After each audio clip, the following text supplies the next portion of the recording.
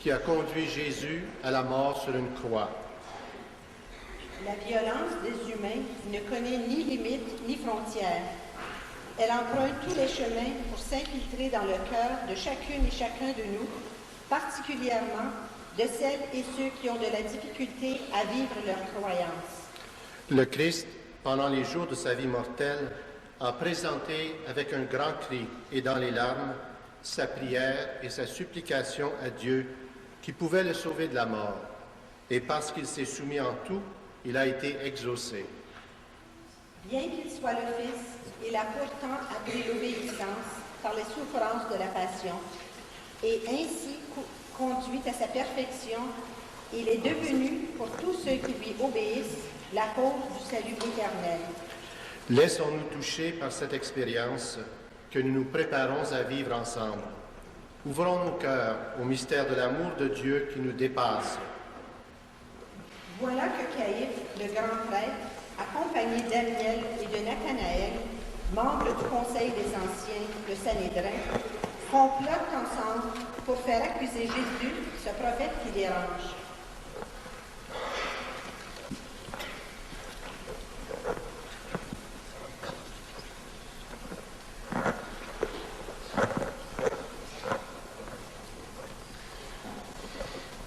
Vous avez entendu les hosannas de la foule, séduite par le passage de ce roi des Juifs?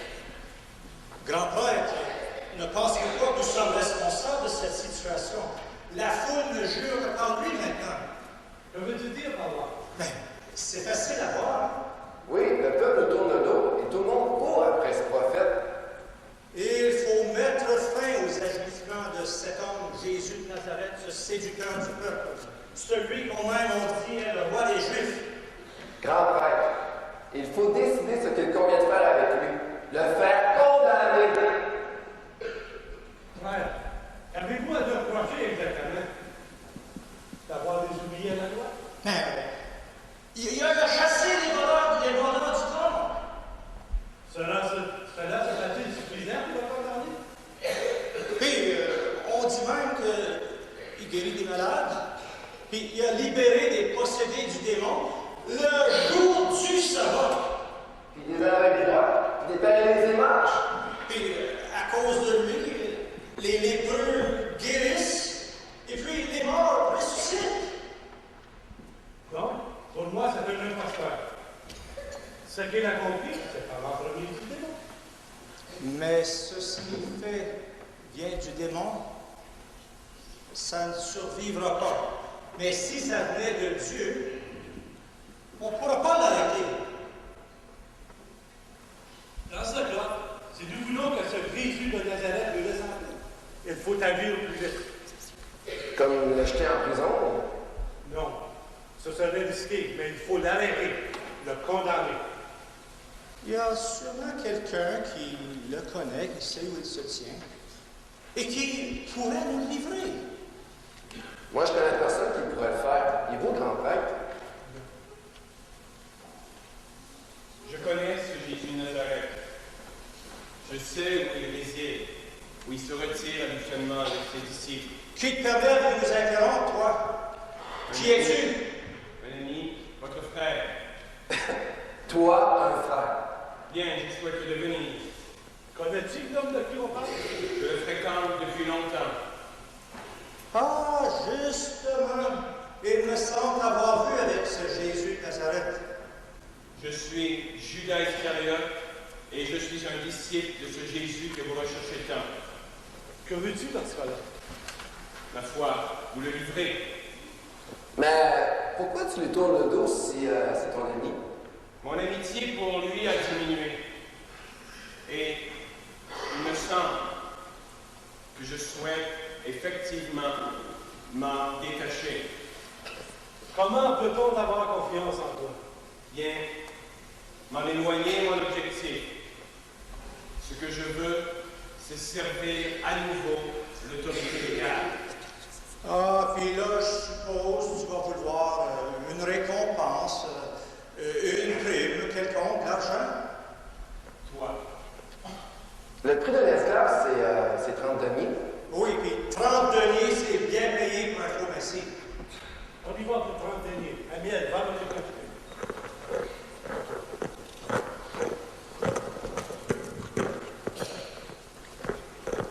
Tiens, grand prêtre. Tiens, Judas Iscariote, peux-tu les compter pour être sûr qu'on ne te traite pas? Ta parole trahir ton maître pour 30 deniers. Toi, qui que tu sois, ça ne te regarde pas. Quand vas-tu nous livrer? Ce soir même, il sera entre vos mains. Il serait bon que vous soyez là tous deux, comme membre du Conseil des Anciens. Mais comment on va le reconnaître? Je ne sais pas, mais je vais y penser. Fais ce que tu voudras, tu dois le livrer. Vous, n'oubliez pas, c'est ce soir que je vous le livrerai. Ce sera celui à qui je donnerai un baiser. Un baiser.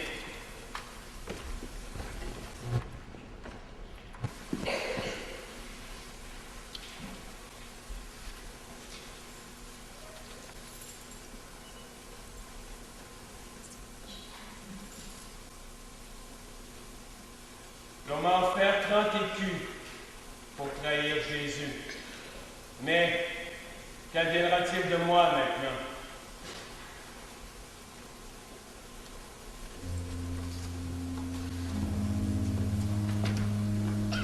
Après le repas que Jésus partagea avec les siens le soir du jeudi saint, Jésus, accompagné de ses 11 disciples, s'était rendu à Gethsémani, au jardin des Oliviers, pour y passer la nuit.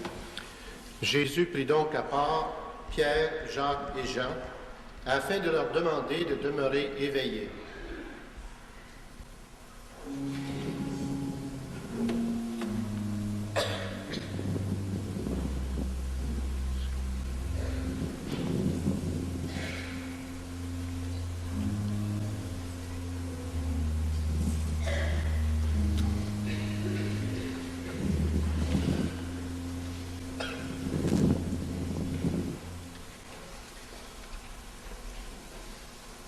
Frères, je vous demande de demeurer éveillés pendant que je prierai.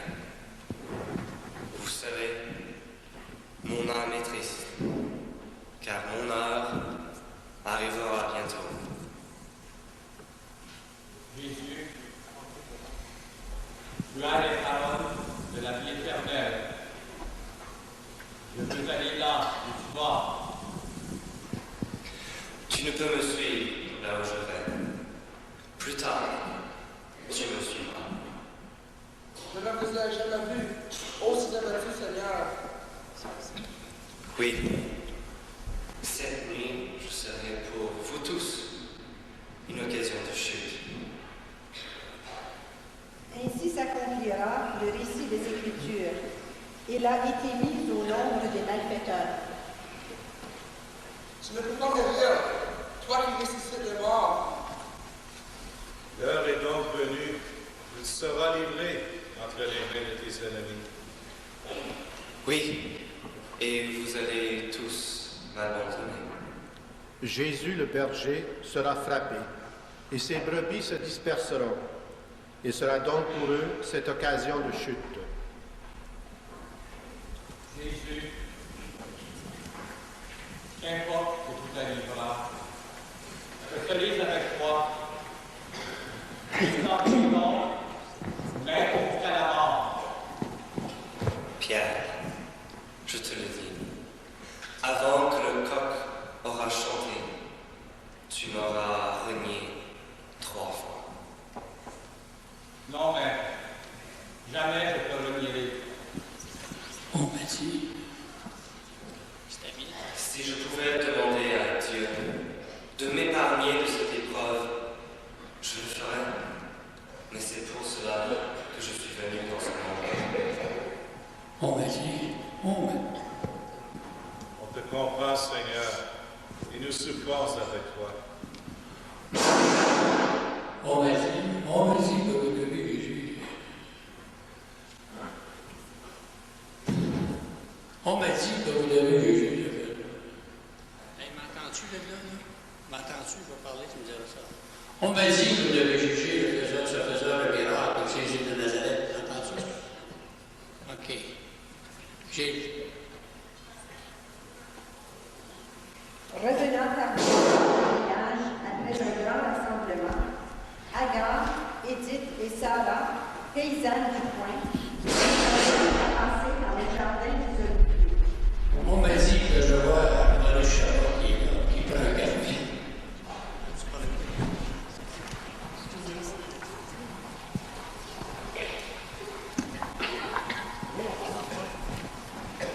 Mais c'est Jésus dont on parle. Il n'est pas seul. Qu'est-ce que vous pensez qu'il fait là? Qui sont ceux qui l'accompagnent? Pensait-il avoir de bons gardes du corps? Et donc tous les trois? Je les ai vus avec lui. J'en connais un plus particulièrement. Il s'appelle Pierre.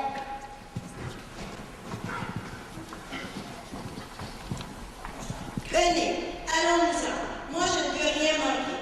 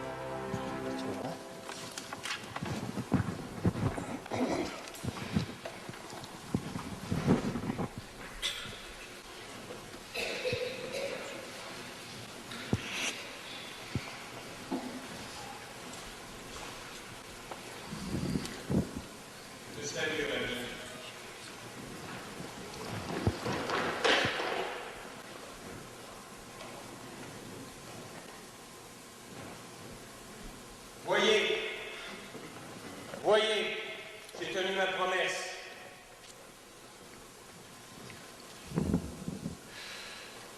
Me voilà trahi par ce fameux baiser. Voici votre argent maudit, souillé de sang. Pris de remords, ne pouvant plus contenir sa honte et s'étant débarrassé du profit de sa trahison, Judas s'éloigne du groupe.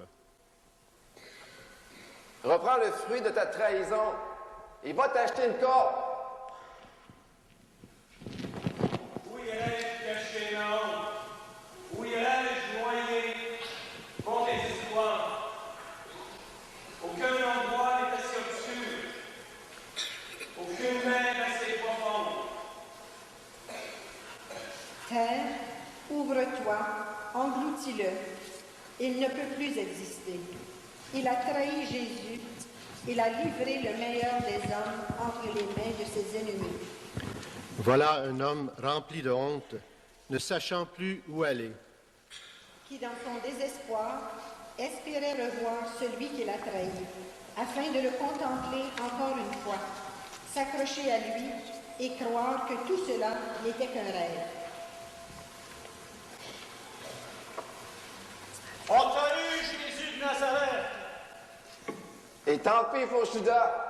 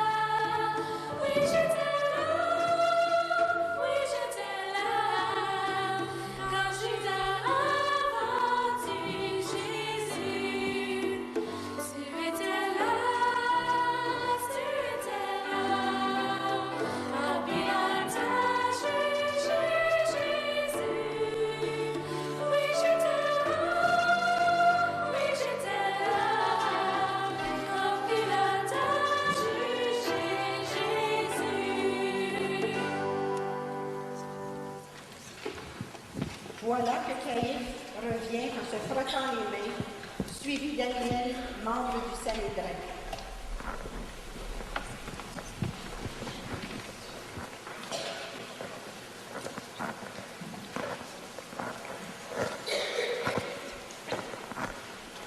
Moi, du Conseil des Anciens, qui a à cœur la paix dans notre pays, tu as vu ce Jésus, roi des Juifs? Aide-moi à convaincre le gouverneur de le condamner. Que nos pères vivent et que notre ennemi meure. Caïphe, comment veux-tu? Pilate, auguste gouverneur de Rome, nous te saluons et nous t'offrons nos hommages. Je répète, comment voulez-vous? Nous voulons te parler de ce Jésus, le Galiléen, le roi des Juifs.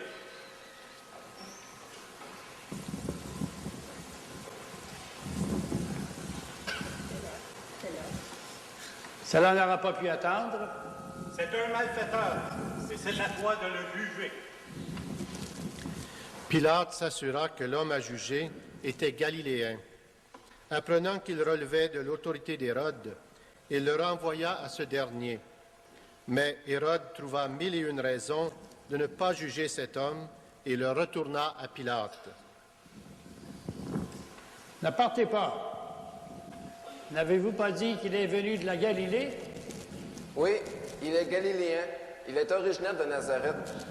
Donc, s'il est galiléen, ce n'est pas dans ma compétence de le juger. Si quelqu'un se proclame roi dans ta province, il est coupable envers toi, et c'est à toi de le juger. Non. S'il est galiléen, le roi Hérode, le roi de la Galilée, c'est à lui de le juger. Où sont mes gardes de corps?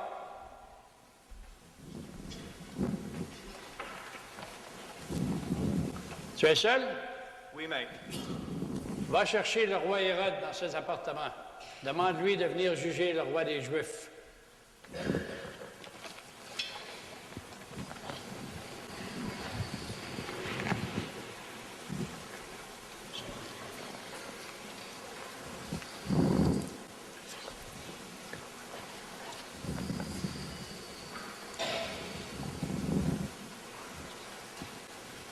On m'a dit que vous devez juger le faiseur de miracles, ce Jésus de Nazareth. Roi Hérode, que le Tout-Puissant te bénisse. Oui, Pilate veut que tu juges ce Jésus parce qu'il est juif. J'ai longtemps rêvé de voir cet homme et d'être témoin d'un de ses miracles. La loi exige sa mort. Que lui reprochez-vous? Il se dit roi des Juifs, et il enseigne ses disciples dans le bon chemin, comme il dit. Comment puis-je le juger, étant dans un pays étranger? Pilate ne veut pas s'en faire plus. Pilate me laisse la magistrature sur son territoire. Et puis, comment cela me regarde-t-il, les miracles? Je n'en sais que faire. Donc, cela veut dire que tu veux rien savoir de juger cet homme, toi non plus? La seule chose que je pourrais faire, puisqu'il se dit roi, c'est de lui faire cadeau de manteau royal et de l'instituer comme roi. Au fond, Qu'est-ce que vous lui reprochez? Il a chassé les vendeurs du temple, puis a profané ce sabbat. Vos disputes dogmatiques ne m'intéressent pas. Habillez-le avec un manteau royal, il pourra jouer le rôle de roi envers son peuple. Mais moi, je ne veux pas répondre à la mort de cet homme. Tout le peuple juif serait heureux d'avoir un tel roi.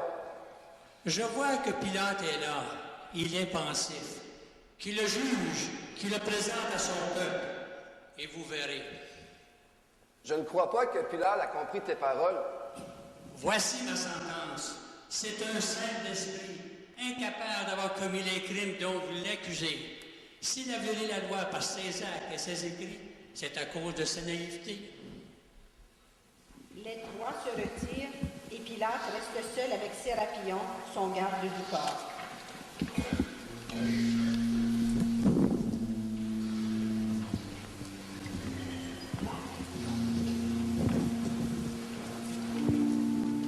On me demande de juger ce roi des Juifs, mais je ne trouve en lui aucun motif de condamnation.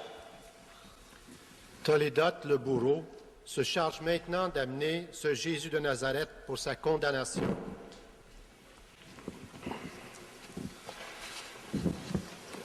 Ben, voilà l'homme qu'on te demande de juger. D'où viens-tu? J'étais avec les miens. Qui es-tu? Jésus de Nazareth. Voici ce qu'on lui reproche, maître. Il a profané le sabbat, il a chassé les vendeurs du temple. Vous devez le condamner. Voici l'homme. Crucifiez-le. Qu'as-tu à dire pour ta défense?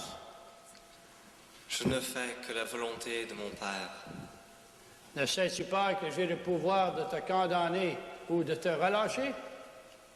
Si mon Père l'avait voulu, tu n'aurais aucun pouvoir sur moi. N'es-tu pas le roi des Juifs? C'est toi qui le dis. Voici votre roi. Crucifiez-le. Je ne veux pas avoir la condamnation de cet homme. Je m'en lave les mains, que l'on m'apporte de l'eau. Je ne veux pas avoir les mains souillées de cette condamnation.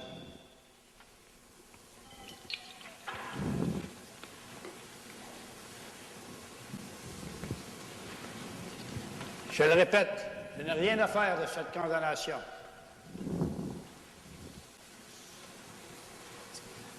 Pilate ne veut rien décider, mais ne veut pas perdre la face devant le peuple. Considérant que la coutume veut qu'on libère un condamné pour avoir, il s'adresse alors à la foule. Qui voulez-vous que je vous libère? Barabbas ou le roi des Juifs? Barabbas! Allez chercher ce Barabbas. Tu vois, roi des Juifs, il préfère un meurtrier plutôt que toi.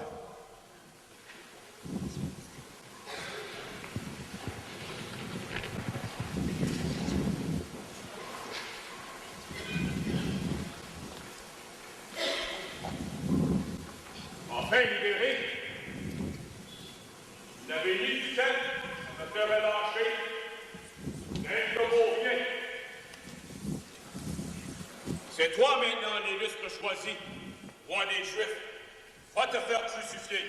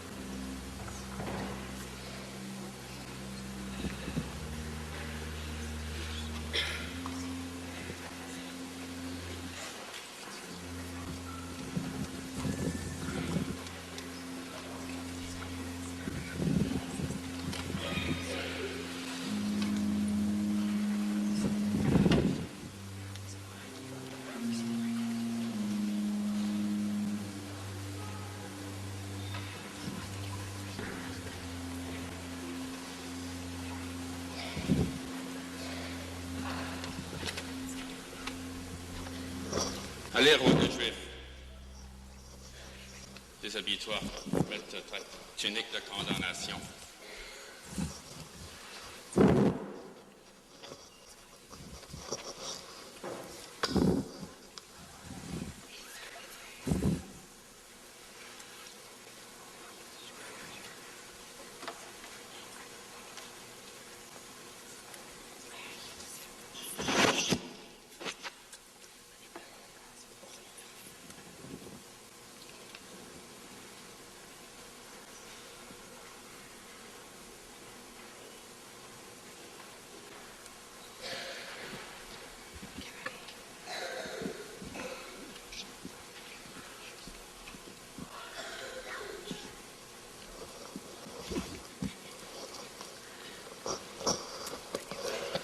Voici votre roi.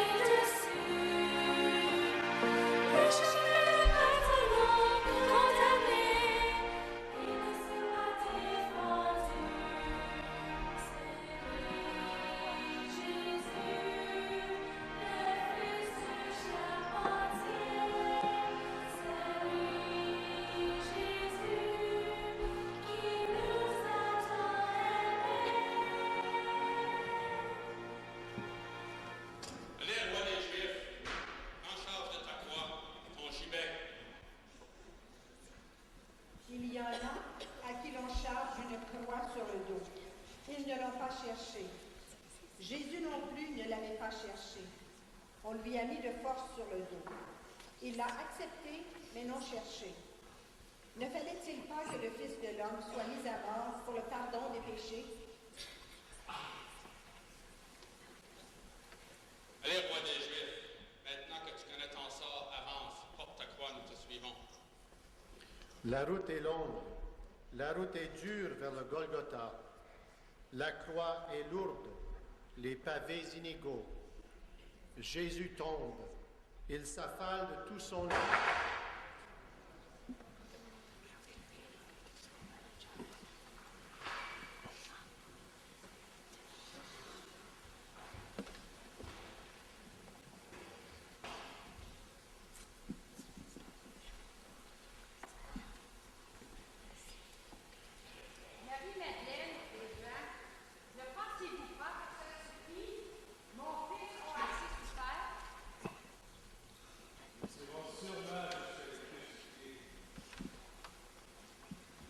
Marie et Jean, n'oubliez pas que tout était écrit dans les prophéties. La passion de Jésus est et demeurera un modèle pour tous ceux qui ont souffert et qui continuent de souffrir, même encore aujourd'hui.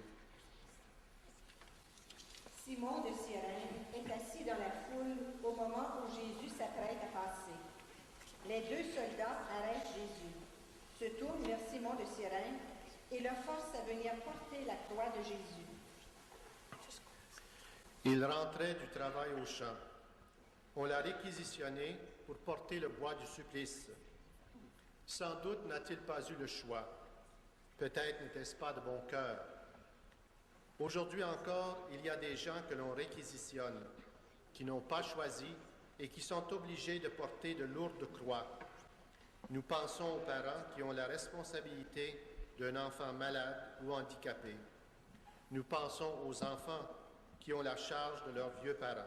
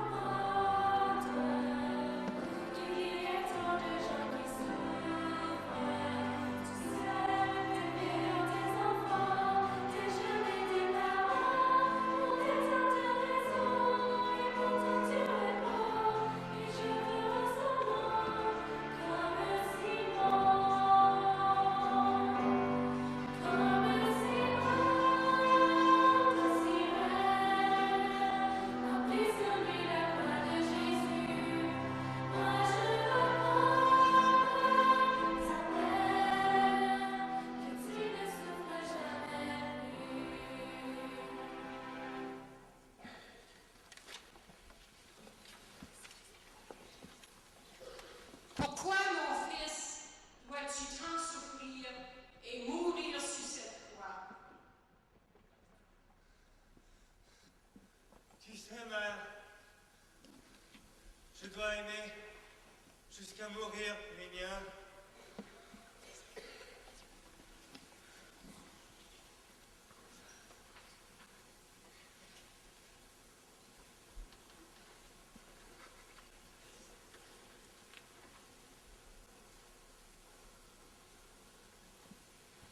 Allez, c'est plus le temps des accolades. Nous devons poursuivre notre chemin. Sur le chemin de la douleur, comme dans nos moments de détresse, se trouve quelqu'un comme Marie, la mère de Jésus. C'est la rencontre de deux cœurs blessés par la misère humaine, la rencontre de deux regards, d'un fils à sa mère, d'une mère à son fils, la rencontre d'un même amour qui se donne, la rencontre d'un même amour qui se livre. Entre-temps, Véronique, qui se trouve parmi la foule, attristée par ce qu'elle voit, se faufile et s'approche de Jésus, prend une serviette cachée sous son voile et lui essuie le visage. Ton visage est couvert de sang et de sueur.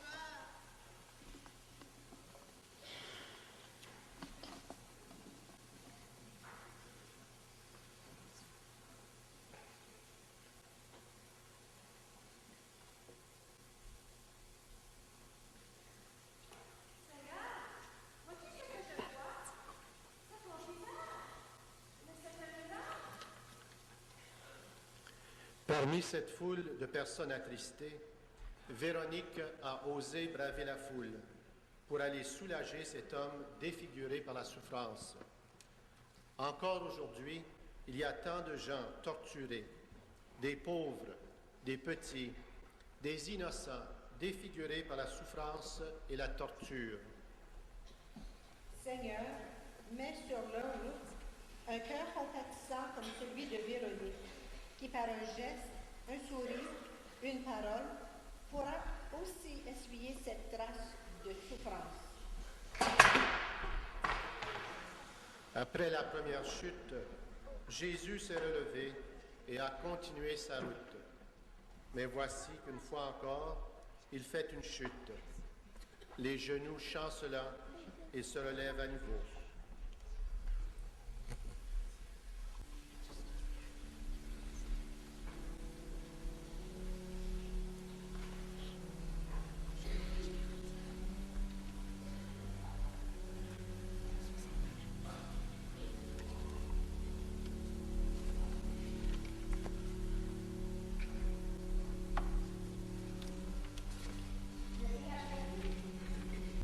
Je t'ai aperçu à plusieurs reprises depuis quelque temps.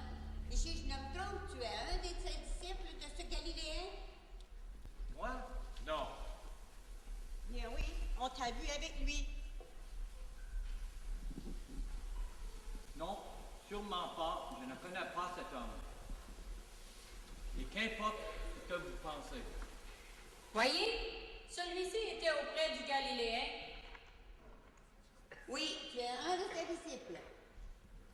Non, sûrement pas, femme. Je ne connais pas cet homme et je ne comprends pas de quoi vous parlez. Je suis convaincue que tu étais avec lui. On t'a vu avec lui au Jardin des Oliviers. On est passé par là. Vous dormiez, même pas capable de lui tenir compagnie. Je ne sais vraiment pas de quoi vous parlez. Et que m'importe ce qui arrive à ce Jésus, Ça y est, tu le connaissais sûrement. Tu viens de prononcer son nom.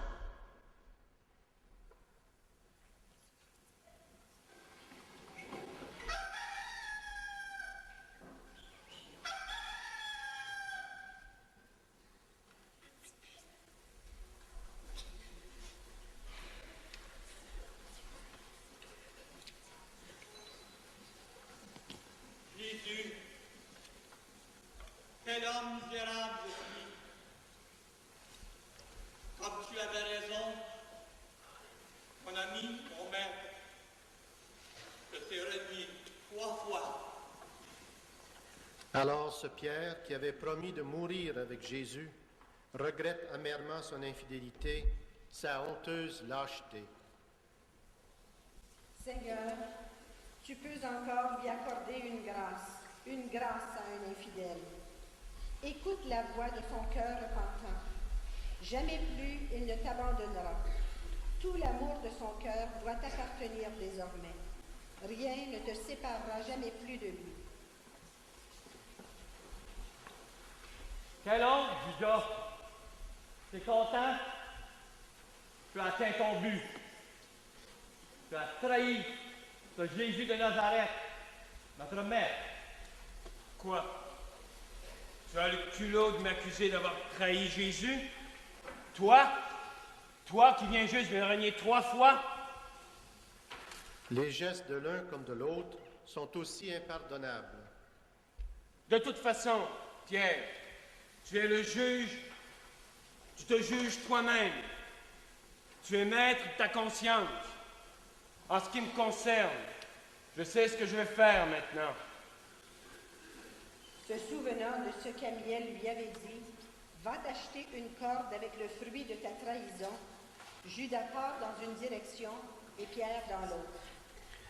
Ainsi condamné à porter en lui ses tourments et à fuir son entourage pour le reste de ses jours, Judas, n'en pouvant plus, décida d'en finir avec sa vie, devenue misérable. Pris de désespoir, il alla se pendre dans un verger voisin, qu'à cet arbre pende le fruit du malheur. Voilà que Rachel, fille de Jérusalem, accompagnée de Rebecca, Lévi et Cosam, défie les soldats pour se rendre à Jésus.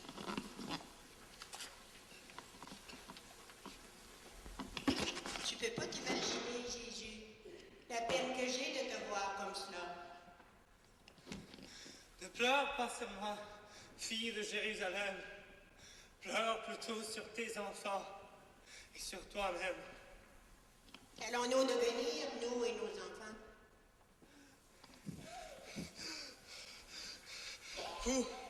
Vous représentez la vie du monde et vos enfants la relève de demain.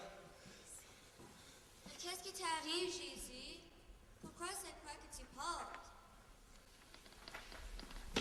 Tu comprendras un jour, ma grande. Seigneur, il est plus facile de nous lamenter sur la dureté des temps que de regarder la dureté de notre cœur. Il est plus facile de faire le monde que de faire notre propre examen de conscience. Regardons ce que nous exigeons de la vie et de la société. Quel avenir réservons-nous à nos petits, aux générations futures? Que ta parole touche nos cœurs endurcis, afin que nous entendions ton appel et qu'à notre tour, nous puissions consoler ceux qui pleurent. Tu l'as dit, heureux ceux qui pleurent, ils seront consolés. Et tu as aussi dit un jour, laissez venir à moi les petits-enfants.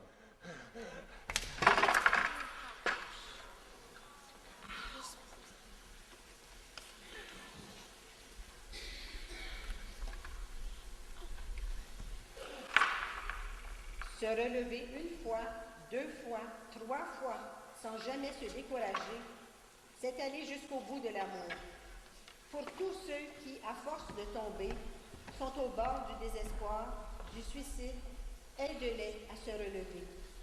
Qu'ils trouvent sur leur route d'autres Simon de Cyrène et d'autres Véronique pour les aider à reprendre la route.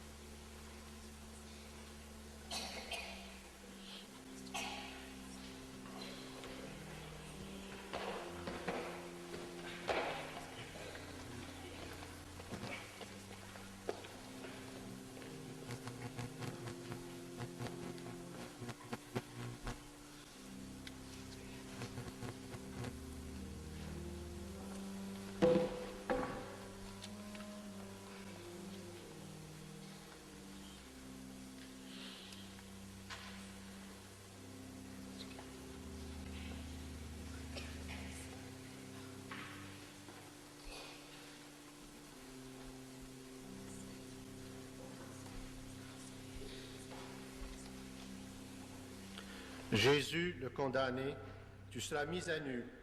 Les vêtements qui te collent à la peau te seront littéralement arrachés, rouvrant toutes tes plaies. Pour ce qui est de ta tunique, elle sera tirée au sort. On te dépouillera du peu que tu as, du peu qui te reste. Seigneur, beaucoup de nos frères, aujourd'hui comme hier, sont dépouillés du peu qu'ils possèdent. On leur arrache le droit d'exister, le droit au travail, le droit au respect, leur réputation, leur fierté légitime, leur intimité, leur dignité de femme, d'homme ou d'enfant, soit par le viol, la pédophilie ou l'inceste. Ce sont des plaies parfois très vieilles qui sont rouvertes brutalement. Nous t'offrons toutes ces personnes souffrantes.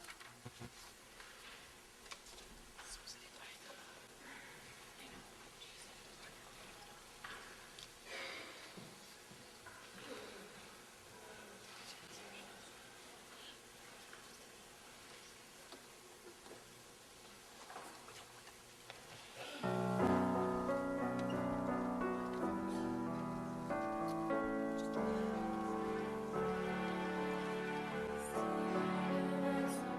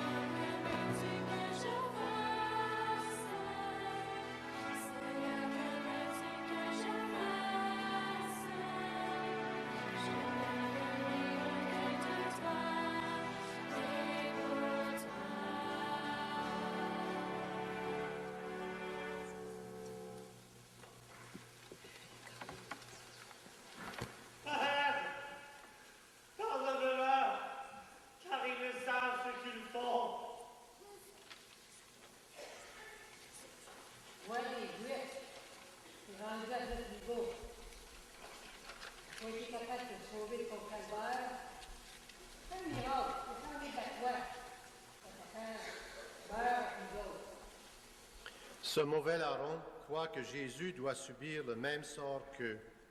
Il est condamné à mourir. La perception de ce larron est que Jésus ne vaut pas mieux que les criminels avec qui il est crucifié. Seigneur, je sais que j'ai péché. Fais méchant toute ma vie. Sur mes fois, je sois là-haut. Quel acte d'humilité d'implorer Jésus et tous ceux qu'il a mis dans le trouble de lui pardonner.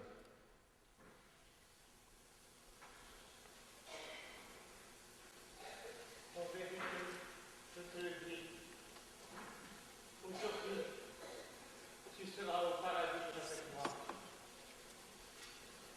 Jésus, voyant sa mère près de lui et Jean le disciple qu'il aimait, se permet de dire à sa mère,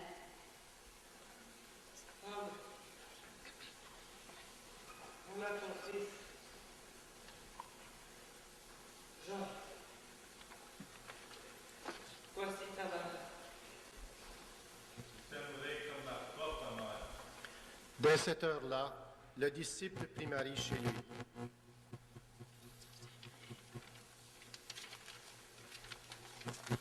Seigneur, entre tes mains, je remets mon esprit.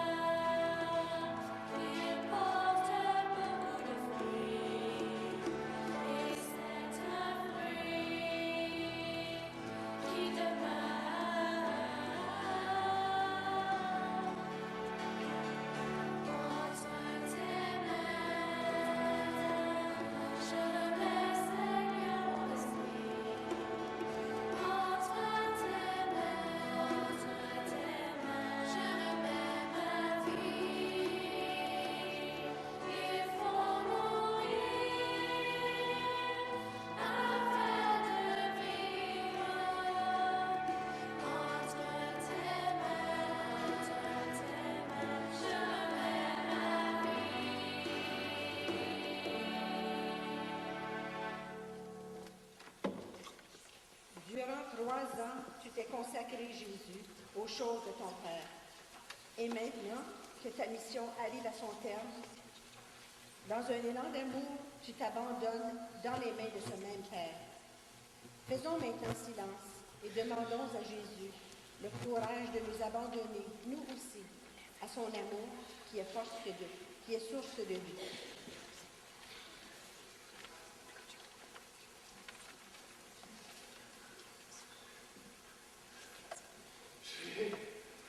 J'ai soif.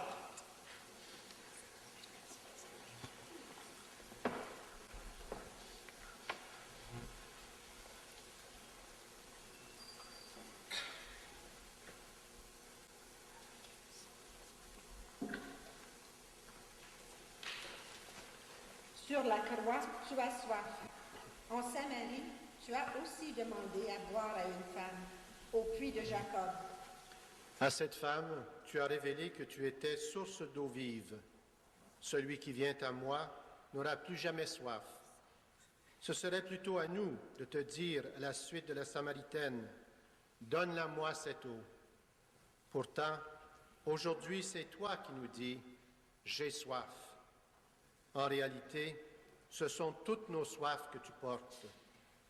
soif d'amour, de tendresse, soif de paix, de justice et de vérité. Enfin, Seigneur, nous te prions pour tous ceux et celles qui continuent à avoir soif aujourd'hui. Nous te prions pour qu'enfin tu puisses nous dire un jour, « J'ai eu soif et vous m'avez donné à boire. »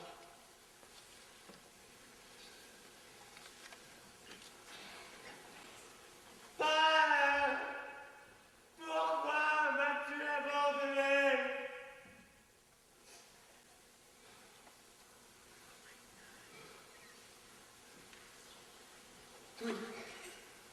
Tout est accompli.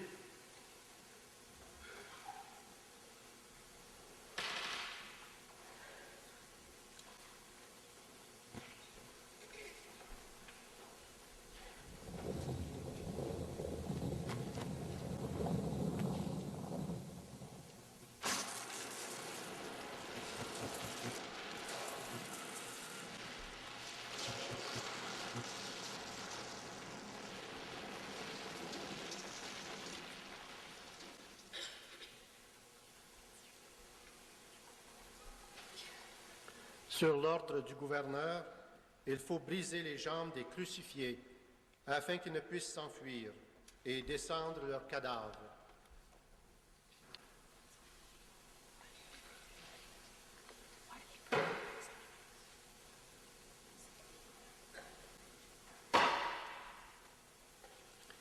Quant à Jésus, puisqu'il semble déjà mort, l'on décide de l'épargner.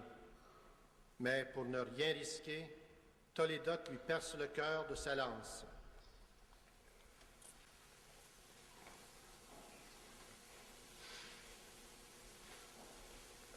Jésus, ta mission est accomplie. Tu as été obéissant à la volonté de ton Père jusqu'à la mort. Ta vie, tu nous l'as donnée pour nous apporter le salut promis par le Père. Tu as rempli ta part de la mission et maintenant, tu comptes sur nous pour la poursuivre. La seule chose dont nous sommes certains, c'est qu'un jour nous mourrons, tous ensemble. Cependant, ne sont pas assurés d'avoir une sépulture digne. Certains meurent sur des champs de bataille, d'autres sont enterrés comme des bêtes. La pierre est roulée, on ne parle plus d'eux. Seigneur, souviens-toi des femmes et des hommes dont les corps seront abandonnés là, sans une sépulture digne. Nous te confions particulièrement tous les défunts pour lesquels on ne prie jamais. Accueille-les dans ton paradis, où il n'y a plus ni deuil, ni larmes, ni misère, mais la joie et la paix. Joseph d'Arimathie, ayant suivi de près tout ce qui se passa, alla discrètement voir Pilate afin de lui demander la permission de s'occuper de la dépouille mortelle de son rabbi. Pilate lui accorda sa demande. Joseph d'Arimathie offrit donc le tombeau qu'il avait acheté pour sa propre sépulture, pour l'inhumation du corps de Jésus.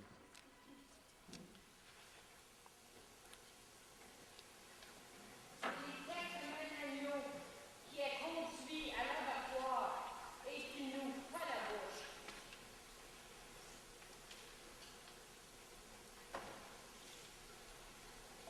Marie, ne t'en réjouis.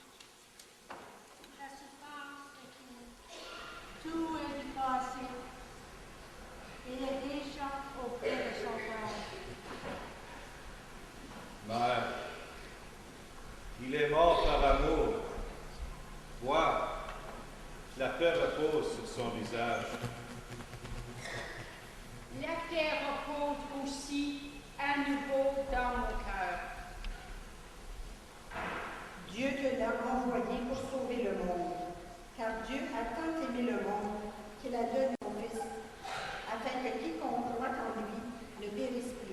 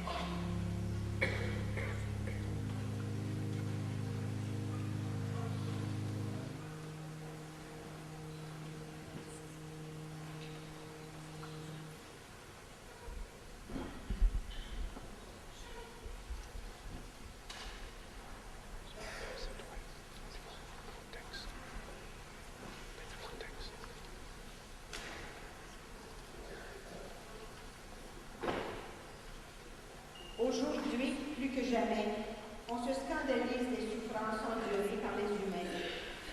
Tsunami, ouragan, terrorisme. Que fait Dieu, notre Père, s'il est capable de les empêcher? Pourquoi ne le fait-il pas? S'il en est incapable, que signifie sa toute-puissance? On a beau dire qu'il a laissé aux humains la liberté. Ça n'explique pas tout. Ça n'explique rien. Qui peut répondre à toutes ces questions et expliquer le mystère du mal? Regardons la croix. Elle est comme un toucher de l'amour éternel sur les blessures les plus douloureuses de l'existence terrestre de l'homme. La réponse, Seigneur, c'est toi qui nous l'as donnée, non pas avec des mots et des raisonnements, mais en prenant sur toi tout le mal du monde, afin de le supprimer et de le transfigurer en chemin de salut. Au calvaire, il y avait 3 croix, 3 condamnés. Toi, le Fils de Dieu, tu étais bel et bien l'un des 3. La mise au tombeau de Jésus met fin à notre présentation d'aujourd'hui. Nous vous remercions d'être venus si nombreux et d'avoir été si attentifs à notre présentation. Comme vous savez, Monseigneur Wingo, notre évêque, est présent avec nous ce matin. Alors je l'invite donc à venir nous dire quelques mots.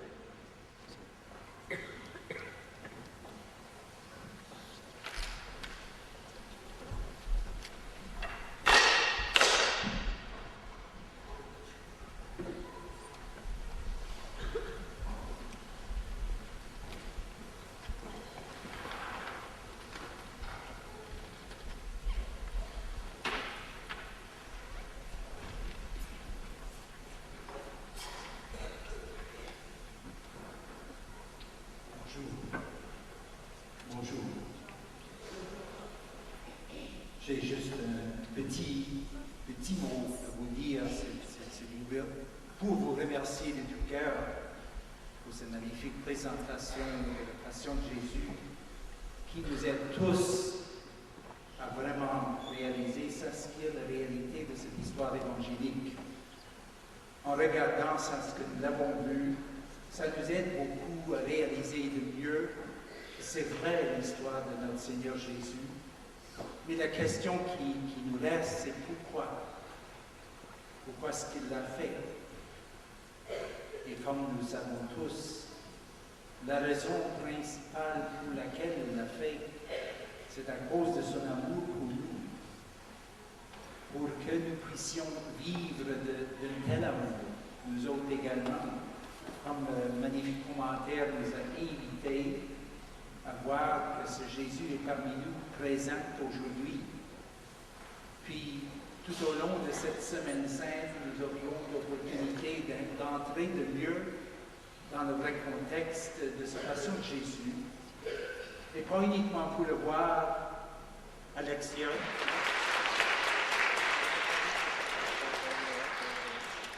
Alors, à vous tous des écoles catholiques, alors on vous remercie beaucoup de votre participation et de votre assistance parce que vous avez été merveilleux.